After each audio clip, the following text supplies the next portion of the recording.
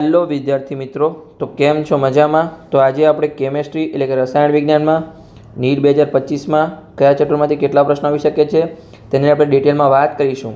આની પહેલાં ફિઝિક્સનો વિડીયો બનાવ્યો છે, તે હજુ સુધી તમે ના જોયો તો ચોક્કસ જોઈ આવો સેમ જ વિડીયો છે. તો આજે આપણે ટોટલ 3 પ્રકાર પાડ્યા છે, છતાં પણ આપણે એક ચેપ્ટરની ડિટેલમાં વાત કરીશું કે આ ચેપ્ટરમાંથી આ નામવાળા ચેપ્ટરમાંથી આટલા પ્રશ્ન આવી શકે છે. તો તમે અંત સુધી જોડાયેલા રહો અને વિડીયોને સ્કીપ કરતા નહીં. તો આપણે ટોટલ 3 પ્રકાર પાડ્યા છે. કયા?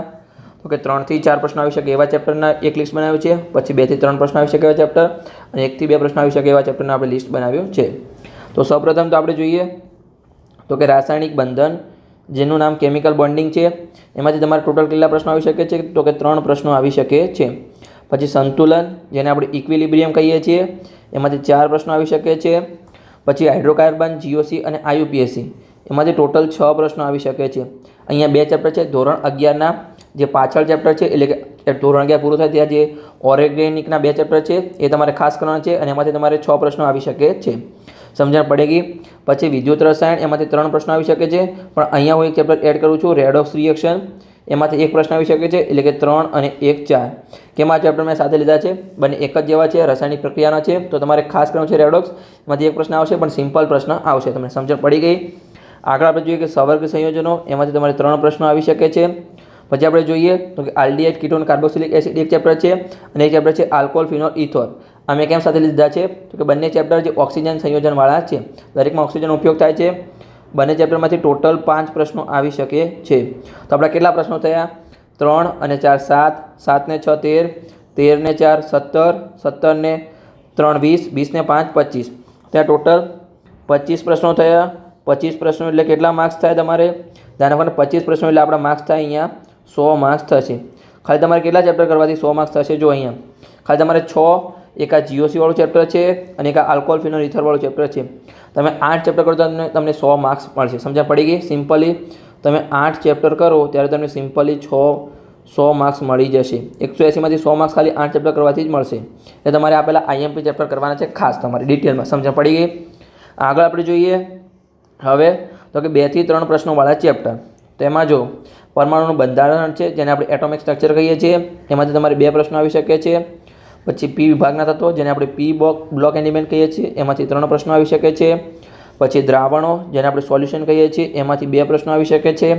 પછી રાસાયણિક ગતિકી, જેને આપણે કેમિકલ કાઇનેટિક્સ કહીએ છીએ, એમાંથી 2 પ્રશ્નો આવી શકે છે. પછી ડી અને એફ વિભાગના તત્વો, જેને આપણે ડી અને એફ એલિમેન્ટ કહીએ છીએ, એમાંથી પણ 2 પ્રશ્નો આવી શકે છે. પછી હેલો આલ્કેન અને હેલો હેલોએરિન, એમાંથી પણ 2 પ્રશ્નો આવી શકે છે.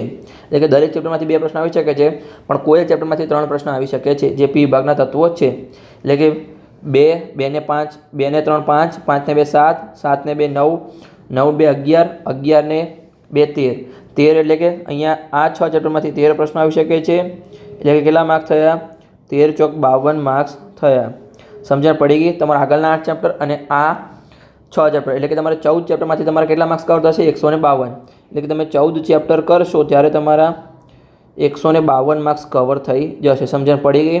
તો તમારે 180માંથી 150 પ્લસ માર્ક્સ લાવવા હોય તમારે ખાલી આ 14 ચેપ્ટર કરવાની જરૂર છે.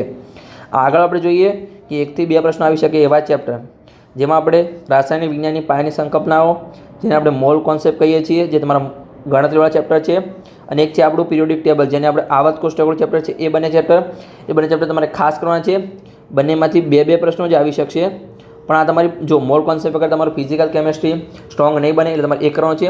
અને આવર્ત કોષ્ટક વગર તમારું ઇનઓર્ગેનિક કેમેસ્ટ્રી સ્ટ્રોંગ નહીં બને. તમને આવર્ત કોષ્ટક નહીં આવતું હોય તો તમારે પી વિભાગના તત્વો છે, ડી વિભાગના તત્વો છે, ત્યાંથી ગણતરી તમને કંઈ સમજણ જ નહીં પડે. એટલે તમારે આ ચેપ્ટર તો પાયાના ચેપ્ટર છે, તમારે ખાસ કરવાના છે. ભલે 1 પ્રશ્ન આવે અથવા 2 ચેપ્ટર આવે, તમારે ચેપ્ટર ખાસ કરવાના છે. તમે આ નીચેના ચેપ્ટર છે એ છોડી શકો છો, એમાંથી 1 પ્રશ્ન આવી શકે છે દરેકમાંથી. એટલે અહીંયા કેટલા પ્રશ્નો થયા જુઓ? 2 અને 2 4, 4 ને 3 7, એટલે 7 પ્રશ્નો અહીંયાથી આવી શકે છે. 7 પ્રશ્નો એટલે કે અહીંયા કેટલા માર્ક્સ થયા? 7 એટલે કે 28 માર્ક્સ અહીંયા થયા. સમજણ પડી ગઈ?